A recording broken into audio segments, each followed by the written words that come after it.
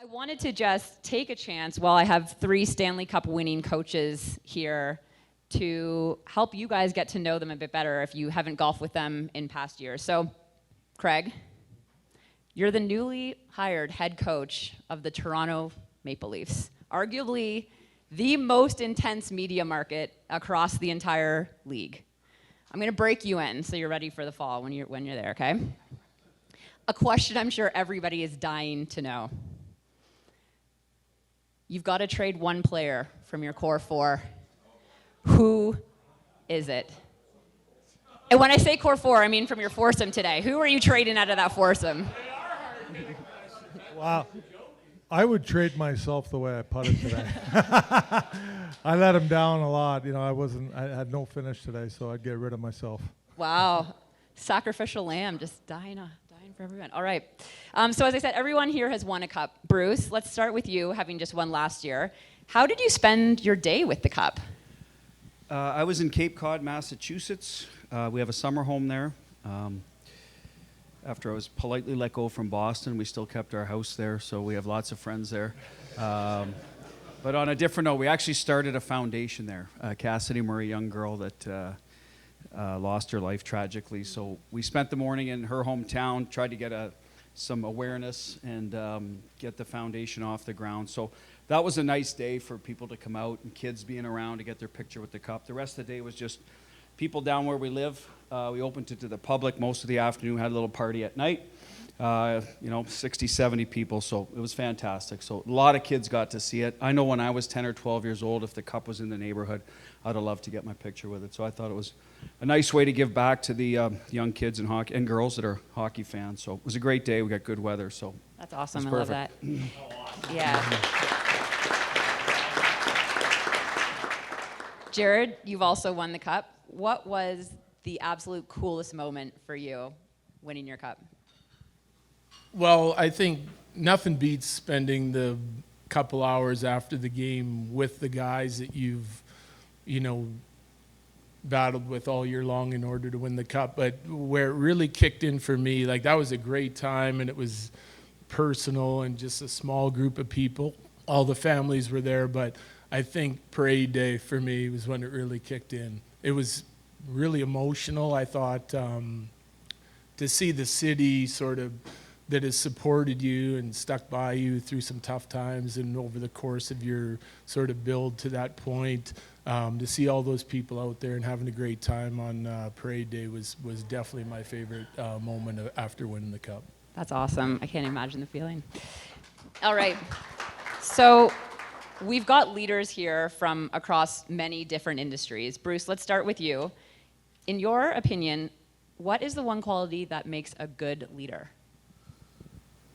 Oh, that's a good question. I just think honesty and accountability of what you're doing probably starts at the top. So we're very fortunate here with Bill Foley as our owner and our management group. So that trends down, and we like to follow in their footsteps. So I would say a leader steps up and takes some bullets for the players as well. I think when things aren't going well, I think that's important in our industry because, as you said earlier, some media markets are tougher than others. So if we can protect them and sort of get them to sort of reset themselves, I think that's an important quality that I'm learning now that coaches have to be able to do through different parts of the season. We just saw that in practice with Craig sacrificing himself out of the foursome first. So yeah, there's some accountability. He answered it for me. So every business, everybody goes through highs and lows. Yours are just broadcast literally on the front page of the newspaper and all over TV. Craig, you took over as the head coach for the St. Louis Blues in November of 2018 when they were the last place team in the league. 7 months later, you're hoisting the cup above your head. What an incredible turnaround. In your words, what helped keep the players motivated that you were doing? How did you drag them out of being last and end up hoisting the cup? What was that like? Well, they were in a bad spot. We all were. We're all part of it. But, it wasn't as bad as it's made out to be. Like, we were only, I think at the time, 4 or 5 points out of a playoff spot. I mean, it wasn't like, there's no way clawing your way back in. And it was a good team. We had good players, good leaders. I think more than anything, when I took over, I sort of just, brought the team together a little bit more and changed a few things the way we played, but more than anything, the room. We added about 4 new players that year, and I felt like nobody knew their role in the team. So I identified the roles a little bit more and put guys in their position and what I expected out of them, what I wanted them to do. And they accepted it and bought in, and we kind of went from there. But we also needed to add a goalie. Jake Allen was there. We had another guy. He wasn't playing very well, so we needed to add a goalie. We brought Bennington in. Obviously, he played well and kind of took off. But more than anything, I think identifying roles and kind of bringing the team together. I thought the team was not very tight at the time, as a unit. Okay. This is the one time all year that we get to have all of our coaches in the same city. And there's a lot of events that our association does, but this is by far the funnest one. We get to see everybody relaxing and having fun with their colleagues. They're not grinding it out during the season behind the bench.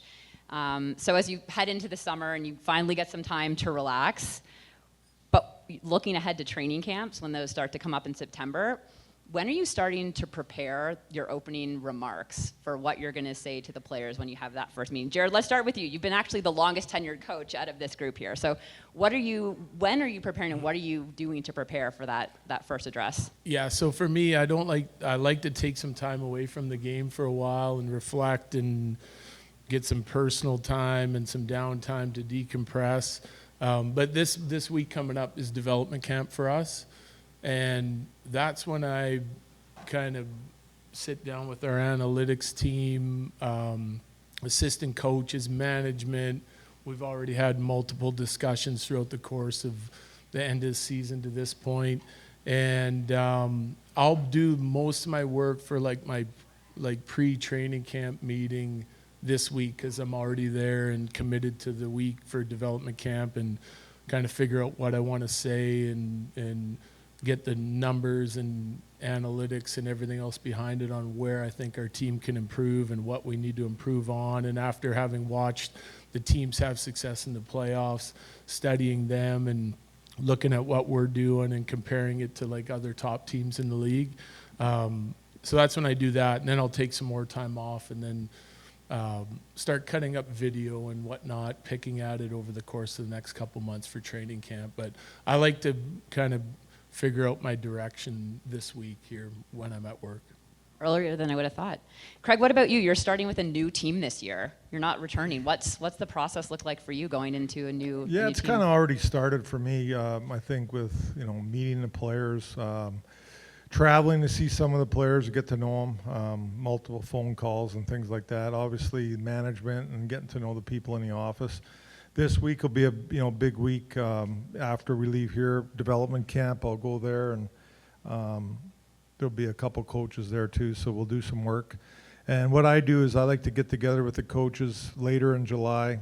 Get together for a few days. We'll go someplace, and put video together and camp together and get it all organized. But for me, new team, I want to get to know the players. So I've made trips and things to see players and phone calls and try to talk to these guys, Zoom calls, things like that. Oh, Toronto media was already all over you in that coffee shop. All right, Bruce.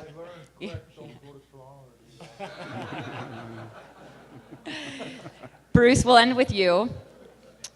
You get to assemble your dream golf foursome out of anyone in the entire world. Who's going to be in that golf foursome that you're putting together? And sort of like today, it's not about the quality of the golf, it's more about the camaraderie of the group together. That's easy. The 4 gentlemen I played with today. It's a no-brainer. But of course, the ladies right behind us, yes. Well, Tiger Woods, obviously. I'd like to bring a couple of the young guys that look like they're having a lot of fun out there, like Justin, maybe Thomas and Fowler, a couple of them. I would, that Max Homa looks like he's got personality. So, and then, I don't know who the 4, is there 4 guys or only 4? Anyone. Any 4 or any 3 in the 4? No, you so and 4 others. Like Gandhi, you can throw in there, whoever. You know what would bring? Let's bring Brooke Henderson. She's a good Canadian player. I'm a Canadian from Ottawa. Bruce is in it to win it. She's from Smith Falls, I think. She was a hockey player growing up, which is right outside of Ottawa, so that'd be interesting mix. Awesome. Craig, who's your foursome? Who's your favorite golf foursome that you're putting together? Of anybody in the world. Doesn't need to be golfers. Wow. I know. It's okay. Oh, anybody. Well, I'm going to pick golfers. I mean, if we're playing golf, so I would definitely have Tiger Woods in there, Brooks Koepka, Dustin Johnson, and and we'll bring Gretz too. All right, and on that note, we will wrap it up. Thank you guys so much for just sharing a bit of insight.